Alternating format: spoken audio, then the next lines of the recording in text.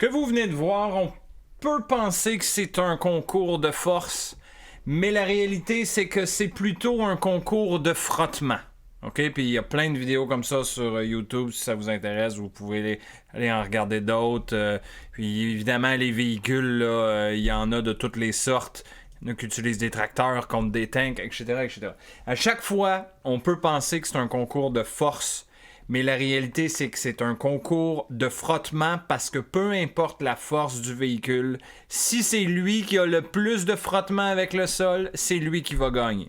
Comme quand on faisait du souk à la corde, là, peut-être vous avez fait ça il y a plusieurs années, il y a une équipe qui prend son côté de corde, qui doivent tirer, ils doivent gagner en faisant traverser l'équipe de l'autre côté. Bon, l'équipe qui va gagner, c'est celle qui a le meilleur frottement avec le sol. Parce que de toute façon, par action-réaction, vous savez que si vous tirez sur une corde, la corde va tirer sur vous avec exactement la même force que vous avez mis dedans. Donc au final, oui, la force est importante, mais c'est l'équipe avec le plus de frottement qui va gagner. Tout simplement. Même chose avec les concours d'auto que vous voyez ici. Et donc le frottement, c'est quelque chose d'assez complexe. C'est ce qu'on verra ici dans la section 2.5. Nous, on va voir un frottement un peu simplifié. Ce sera un modèle simplifié qui fonctionne quand même assez bien pour nos besoins, mais ce n'est pas la perfection. Disons ça comme ça. Donc, objectif de la section, mettre en relation les modules de la force de frottement et de la force normale. Ça, ce sera notre modèle à nous. Bien que dans la réalité, il y a d'autres facteurs qui viennent influencer. Ensuite, on voudra différencier le frottement cinétique du frottement statique. Donc, on verra qu'il existe deux types de frottement. On apprendra à les différencier. Okay? Alors, c'est quoi le frottement? C'est essentiellement une force de résistance qui s'oppose au mouvement de glissement entre deux surfaces. Okay? Par exemple, ici, c'est deux surfaces vues de très près, vues au microscope. On voit que les deux surfaces se touchent à certains endroits, OK? Puis, bon, les surfaces sont irrégulières, donc il y a des endroits où est-ce que ça ne se touchera pas, puis il y a des endroits où est-ce que ça va se toucher. Là où ça se touche, il y a une force de frottement qui vient de la part des électrons de chacune des deux surfaces. OK? Chaque électron de la surface 1 va venir être repoussé par les électrons de la surface 2. Et donc, ce faisant, c'est une petite répulsion électromagnétique qu'il y a entre les deux surfaces, de telle sorte que ça va être difficile de déplacer une surface par-dessus l'autre. Mais on peut aussi avoir du frottement qui est dû aux irrégularités dans les surfaces. Par exemple, du velcro. Quand on regarde avec un microscope le velcro, d'un côté, c'est des espèces de petits crochets, puis de l'autre côté, c'est beaucoup de petits fils qui vont venir s'entremêler dans les crochets. Et c'est justement pour ces propriétés de frottement qu'on veut l'utiliser dans différentes sphères de la vie. Là. Donc, comme j'ai dit tantôt, on n'a pas de théorie fondamentale qui nous permet de décrire parfaitement le frottement. On n'a pas non plus de modèle mathématique parfait qui décrit pour chaque situation possible, le frottement.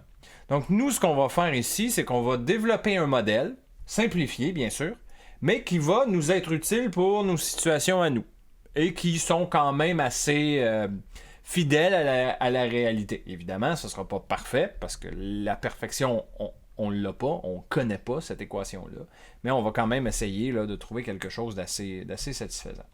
Donc, ce qu'on va faire, on va utiliser l'exemple suivant pour trouver comment se comporte notre frottement.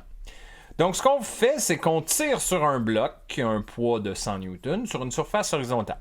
Il y a bien sûr du frottement entre la surface horizontale et le bloc. Et à chaque fois qu'on applique une force sur le bloc, on va mesurer la force qu'on peut lire ici sur le dynamomètre et on va aussi mesurer l'accélération. Alors, ce qu'on se rend compte, c'est qu'au début, si on tire pas fort, avec une petite force, on va se rendre compte que le bloc ne va pas se déplacer. Il va rester immobile. Donc, vous voyez ici, graphique d'accélération en fonction de la force qu'on applique dessus. Pour une force qui est en dessous de 53 Newton, le bloc il va rester immobile. OK? Puis, quand on dépasse la force de 53 Newton, là, soudainement, le bloc peut se mettre à accélérer. Pensez à, par exemple, votre bureau qui est devant vous. Là. Si vous poussez légèrement sur votre bureau, il ne bougera pas. OK? Si vous poussez ou tirez, dépendamment de par où il peut bouger, là, si vous appliquez seulement une petite force horizontale, il ne va pas bouger. Pourquoi il ne bougera pas? Ben, c'est que le frottement entre le bureau et le sol est plus grand que la force que vous appliquez dessus. Donc, il ne bougera pas. Par contre, si vous poussez assez fort sur votre bureau et que vous arrivez à briser la force de frottement maximale, dans notre cas qui est 53 newtons, ben à ce moment-là, le bureau va être capable de bouger. Puis c'est ce qu'on va essayer d'étudier ici dans le cas de notre bloc. Donc si j'applique la deuxième loi de Newton sur notre bloc, on a identifié au préalable les 4 forces qui agissent dessus, force gravitationnelle, la normale, la force extérieure, ça c'est nous qui tirons là, sur le bloc, et le frottement qui veut s'opposer au déplacement. Donc on applique la somme des forces dans l'axe X. Donc, selon cet axe-là, on a notre force extérieure moins le frottement qui est là est égal à masse fois accélération en X. Et là, ce qu'on fait, c'est qu'on isole le frottement ici. Donc, on envoie ça de l'autre côté, on multiplie par moins 1 pour envoyer aussi le signe négatif de l'autre côté. Donc, ça, c'est mon équation qui va me permettre de calculer pour chaque situation le frottement avec mon expérience ici. Selon la force que j'ai mis, j'obtiens telle accélération. Et donc, je mets force extérieure et accélération là-dedans avec la masse et j'obtiens, comme ceci, mon frottement. Alors, premier morceau de mon modèle. Quand j'applique une force qui est inférieure à 53 newtons, comme je vous ai expliqué tantôt avec l'exemple du bureau, le bloc demeure immobile parce que le frottement est suffisamment grand pour l'empêcher de bouger. Alors, ça, on a regardé lorsque notre force était égale à 0, on avait une accélération égale à 0. Donc, on a mis force extérieure et accélération égale à 0 dans notre équation. Ça nous a permis de trouver que notre frottement, dans ce cas-ci, c'était 0. Et le bloc reste immobile. OK. Deuxième situation, on est allé voir lorsque la force est égale à 20 newtons. Bien, à 20 newtons, toujours pas d'accélération. On rentre 20 newtons ici, on rentre une accélération de 0 ici, et ça nous permet d'obtenir que la force de frottement ici, c'est 20 newtons. Le bloc reste immobile. Troisième situation, lorsque la force est 40 newtons, la même chose, à 40 newtons de force, on n'a toujours pas d'accélération. Donc, on rentre le 40 newtons ici, pas d'accélération ici. Donc, on obtient ici un frottement qui est égal à 40. Donc, on a vu que dans ces trois situations-là, le frottement, il s'ajustait pour être égal exactement à ce que notre force extérieure était égale.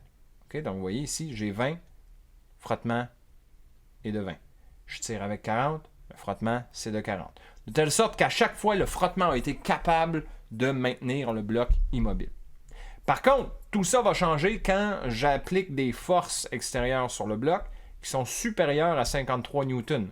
Comme vous pouvez voir ici, disons, je commence avec 60 newtons. À 60 newtons, j'ai une accélération de 2,35 mètres par seconde carré. Avec une force extérieure de 80, j'ai une accélération plus grande. Force de 100, accélération plus grande encore.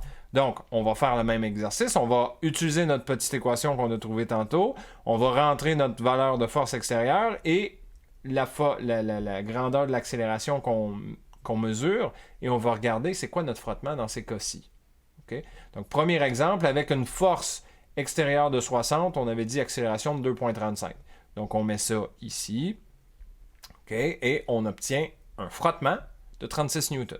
OK.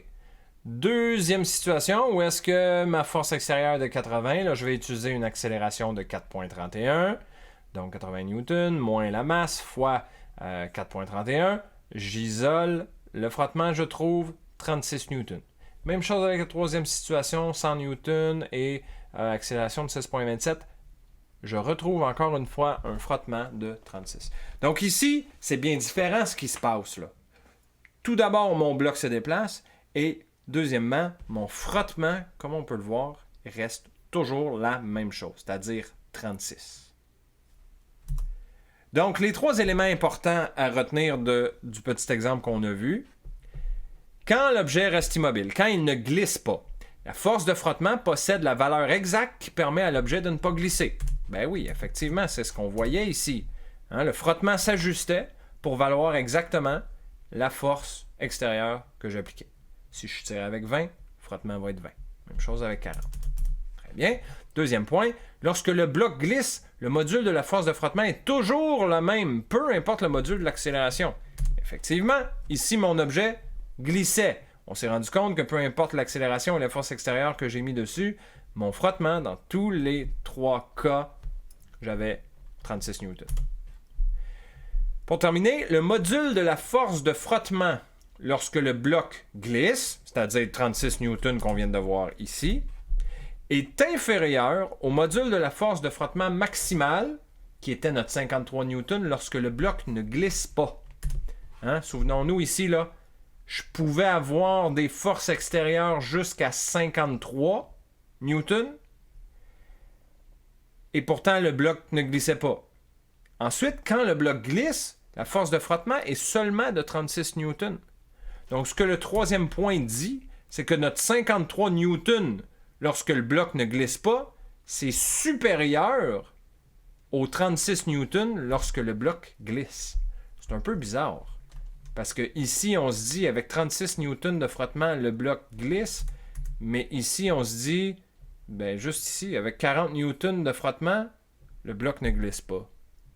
Donc c'est un peu bizarre. Puis on aurait pu augmenter ce chiffre-là jusqu'à 53. Là. Si j'avais tiré sur le bloc avec 52 newtons, le frottement aurait été de 52 newtons vers la gauche et le bloc n'aurait pas glissé. C'est assez particulier ça. Et c'est ce qui fait que le frottement peut être un peu compliqué à évaluer. Bon. Première chose à dire, c'est qu'il existe 2 types de frottement. Clairement, hein, dans les 2 situations, on avait un bloc qui bougeait pas, puis dans l'autre, on avait un bloc qui glissait sur l'autre surface. Donc, ça, c'est ce qui différencie nos 2 types de frottement. Premier type de frottement, c'est le frottement cinétique. C'est un frottement qui est présent lorsque les 2 surfaces glissent l'une sur l'autre. Autrement dit, c'est le cas où est-ce que notre bloc se déplaçait par rapport au plancher. Okay? Mon bloc se déplace vers la droite. Il y a du frottement cinétique. Le mot le dit, cinétique. Il faut que ça bouge pour que ce soit du cinétique. C'est ma situation ici. Mon bloc se déplaçait. Donc, mon frottement ici de 36 newtons, ça, c'est du frottement cinétique. Deuxième type de frottement, c'est le frottement statique. Quand mon bloc ne bouge pas. Donc, on dit c'est le frottement qui est présent lorsque 2 surfaces subissent des forces qui ont tendance à les faire glisser l'une sur l'autre, mais que le frottement est assez important pour empêcher le glissement. Donc, on a beau tirer sur le bloc avec certaines forces, mais le frottement statique va l'empêcher quand même de bouger. Ça, c'était notre situation ici. On avait un bloc immobile, on avait beau tirer sur le bloc, mais le bloc ne se déplaçait pas à cause de ces frottements-là qui sont des frottements statiques. Très bien. Donc, les 2 types de frottements, on va apprendre à les calculer. On les a ici. Comme je vous mentionnais tantôt, le frottement dans notre modèle, on va le donner en fonction du coefficient de frottement et en fonction de la force normale des objets. Bon. Donc, on a les 2 équations ici. Ça, c'est pour le frottement cinétique qui est égal à μc fois la force normale, que vous connaissez déjà. Donc, Fc, c'est le module de la force de frottement cinétique. μc, c'est ce qu'on appelle le coefficient de frottement cinétique. Et il y a sensiblement la même chose. Ben, c'est la même chose, mais c'est différent quand même. Parce que ça ici, dans le cas du frottement statique, ce n'est pas une équation. C'est une inéquation, comme vous pouvez voir. On peut voir que le frottement statique peut valoir n'importe quoi entre 0 et la valeur μSn. N, c'est la normale. Fs, c'est le module de la force de frottement statique. μS, c'est le coefficient de frottement statique. Bon. Le μSn, on l'appelle aussi la force de frottement statique maximale. Okay? C'est synonyme de μSn. Mais le frottement statique dans une situation, comme on peut voir, peut valoir n'importe quoi entre 0 et sa valeur maximale qui est égale à μSn. Donc, c'est vraiment ça qu'on a vu là, dans notre situation où est-ce que le frottement s'ajustait. Là. Ici, regardez, c'est du frottement statique parce qu'il peut valoir n'importe quoi entre 0 et la valeur Fs max. Dans ce cas-ci, ma valeur Fs max, c'était 53 newtons. Juste en dessous de 53 newtons, mon frottement s'ajuste pour valoir exactement la force extérieure. Mais au-dessus de 53 newtons, ben là, c'est la force extérieure qui gagne. Et ça devient du frottement cinétique. Parce que là, il y a glissement entre les 2 surfaces. Okay? Puisqu'en général, Fs max est plus grand que frottement statique, comme on vient de le montrer, il est plus difficile d'amorcer un mouvement de glissement que de le maintenir une fois qu'il est déclenché. C'est exactement ce qu'on a vu dans notre bloc qui se déplace. Hein? Ça, c'est un graphique de frottement en fonction de force extérieure. On se rend compte que si je suis en dessous de 53 newtons de force extérieure, mon frottement statique s'ajuste pour valoir exactement ce que vaut mon frottement, ma force extérieure. Pardon. Donc, de telle sorte que si ma force extérieure c'est 20, mon frottement c'est 20. Si ma force extérieure c'est 40, mon frottement c'est 40. C'est vrai jusqu'à 53. À 53 newtons de force extérieure, j'atteins mon frottement statique maximal. Ça veut dire que si je commence à forcer avec une force extérieure de 54 newtons, ben là, mon frottement statique n'est plus capable de freiner, d'empêcher de bouger mon objet. Donc, ce qui se passe, c'est que mon objet va commencer à glisser et aussitôt que l'objet commence à glisser, ben là, le frottement diminue. Il diminue à la valeur du frottement cinétique, c'est-à-dire 36 dans mon exemple, et ce sera toujours un frottement de 36, peu importe la force extérieure avec laquelle je tire dessus. Okay? Ça, c'était dans mon deuxième cas où est-ce que mon frottement ne changeait plus. C'est du frottement cinétique. Okay?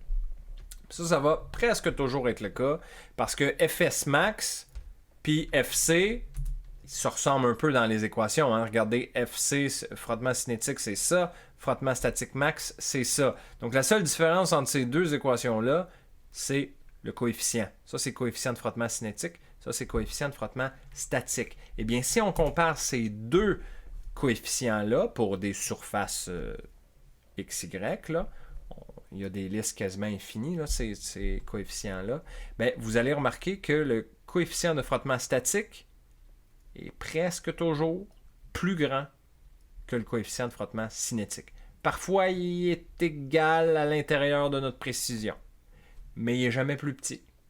Okay? Et c'est ce qui explique que mon Fs max est plus grand que mon frottement cinétique. Okay? C'est ce qui explique aussi que soudainement, le frottement diminue quand il commence à glisser. Okay? Donc ça, c'est certainement un comportement un peu particulier et c'est ce qui fait que dans nos exercices, il faudra toujours se poser la question, qu'est-ce qui se passe dans mon problème? Est-ce que j'ai du frottement statique? Est-ce que j'ai du frottement cinétique? Il faudra apprendre à reconnaître ces types de frottements-là. Okay? Bon. Il existe un autre type de frottement qu'on appelle la force de traction. La force de traction, c'est une force de frottement statique, en fait. Seulement, ça peut être contre-intuitif. Par exemple, dans le cas des autos qui avancent ou des motos, ou même quand nous, on marche, on applique une force de traction, en fait. Okay? C'est ce qui fait qu'on est capable d'avancer. Par exemple, si je regarde ma moto ici, là, je regarde la roue qui est là, la roue arrière qui, elle, fournit la traction. C'est elle qui permet à la moto d'avancer. Bon. Le frottement qui est là, qui pousse la moto vers l'avant, c'est elle qui est responsable du mouvement de la moto. C'est du frottement statique. Puis on appelle ça aussi la force de traction. Donc, c'est pour ça que je mentionnais tantôt, habituellement, le frottement va s'opposer au mouvement, mais pas toujours. Parfois, le frottement est responsable du mouvement. Et c'est le cas de la force de traction. Chaque fois qu'on a une auto qui veut avancer, ou même quand nous, on marche, c'est une force de traction. Autrement dit, on utilise le frottement pour être capable d'avancer. S'il n'y avait pas de frottement, ça n'avancerait pas. Imaginez, prenez la même moto, là, mettez-la sur une plaque de glace parfaite. La moto ne sera jamais capable d'avancer parce qu'il n'y a pas de frottement. Okay? Bon. Et là, comment ça se fait que le frottement ici il est orienté vers l'avant? Qu'est-ce qui fait que ça fonctionne comme ça? Qu'est-ce qui fait que quand nous, on marche, on est capable d'avancer? Bon, c'est le frottement, oui, bien sûr, mais il faut le comprendre en termes d'action-réaction. Okay? On s'en est jamais rendu compte parce qu'on fait ça instinctivement depuis qu'on est né, ou presque, mais si je regarde la roue de la moto en arrière, ou quand on regarde nous, là, quand on marche, qu'est-ce qu'on fait? Dans la réalité, ce qu'on fait, c'est qu'on pousse sur le plancher vers l'arrière. Et ça, cette force-là, c'est une action qui entraîne une réaction, et la réaction, c'est elle qui nous propulse vers l'avant. Okay? Regardons bien concrètement notre moto. Là. La roue de la moto, qu'est-ce qu'elle fait? Elle pousse sur le plancher avec une force de frottement qui est parallèle à la surface. Ça, c'est toujours vrai, peu importe le type de frottement. Donc ça, c'est le frottement statique que la moto fait sur le plancher, orienté vers l'arrière. Ça, c'est l'action. En réaction à cette force-là, le plancher va pousser sur la moto vers l'avant, comme ceci. Force de frottement statique que le plancher fait sur la moto. Et c'est cette force-là qui permet à la moto d'avancer. Même chose quand on marche. Vous essayerez de marcher ou de courir dehors quand vous aurez du temps, là. Puis vous essayerez de vous concentrer à ce que vous faites avec vos pieds instinctivement. Ce que vous faites, c'est que vous poussez avec vos pieds. Vous voulez que vos pieds, là, poussent sur le plancher vers l'arrière, de telle sorte qu'en réaction, le plancher vous pousse vers l'avant. Okay? Et ça, c'est ce qu'on appelle une force de traction, même si dans les faits, c'est une force de frottement statique. Okay? Parce que oui, l'objet se déplace, mais si je regarde les deux surfaces ne glissent pas l'une par rapport à l'autre. Hein? Ça se peut que ça glisse. Bien sûr que ça se peut que ça glisse. Si vous marchez l'hiver puis vous arrivez sur une plaque de glace, ça va être difficile. Là. Vous allez glisser. Oui, mais c'est justement parce que vous perdez votre force de traction que c'est glissant. Puis là, on a de la difficulté à avancer ou se diriger correctement. Okay? Donc, voici un autre exemple. Là. Ici, on a des traces de tracteur dans le sable d'une plage. On voit bien que les traces de pneus du tracteur sont nettes, sont bien faites, sont claires. Donc ça, ce que ça veut dire, c'est que la roue de tracteur n'était pas en train de glisser dans le sable, elle était en train de tourner. Ça a procuré une bonne traction au tracteur et c'est pour cette raison-là que le tracteur a réussi à avancer sur la plage dans le sable. Okay? C'est ce qu'on dit ici. Hein? La force de frottement était bien de nature statique, donc c'est une force de traction. C'est ce qui a permis d'avancer. Mais voici un contre-exemple. Ça, c'est complètement l'inverse. Ça ici, là, c'est une voiture qui allait à une grande vitesse et là, soudainement, elle a dû freiner d'urgence parce qu'il y avait probablement quelque chose à l'avant. Et quand elle a freiné d'urgence, qu'est-ce qui s'est passé? Les roues de l'auto se sont barrées et quand les roues de l'auto se barrent, ben là, les deux surfaces, le caoutchouc du pneu a glissé sur la route. Donc là, c'est plus de la traction, ça là. C'est du frottement cinétique parce que les deux surfaces frottent l'une sur l'autre. Il y a glissement et c'est ce glissement-là qui a fait imprimer là, le caoutchouc sur la route et l'auto, comme ça, a continué pendant une dizaine de mètres avant de finalement s'arrêter. Donc pendant que l'auto glissait, ça, c'était plus de la traction. Là, c'était littéralement une force de frottement cinétique ici. OK? Bon.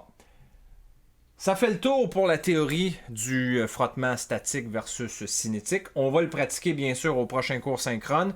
Si vous pouvez commencer les exercices de la section 2.5, je vous le suggère fortement.